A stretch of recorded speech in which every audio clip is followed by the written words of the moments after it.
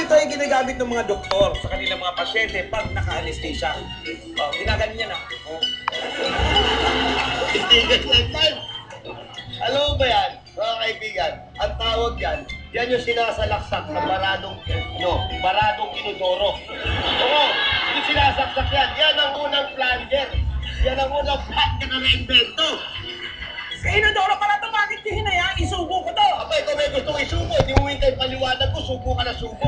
Sabi mo, mouth gag yan. Oh. May mga mouth gag ka pa. Hindi ba? Ikaw may isang gag ka rin eh. Mukdak talaga kasi talaga ito makakain. Sabi ng mga doktor, Oo, gamit ng mga doktor to eh. Wala eh sabi nito, plunger daw yan sa mga inodoro. Wala naman doktor, albularyo lang dati. Ginagano sa inodoro yan, mga barado. Ang tanong, mouth gag nga ba ito? O plunger, na katulad ng sinasabi ni Jose?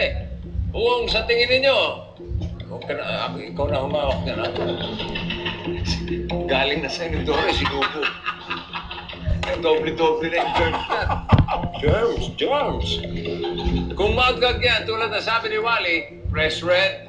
At kung naniniwala kay Jose na isa itong plunger, press green. Get ready. Vote now.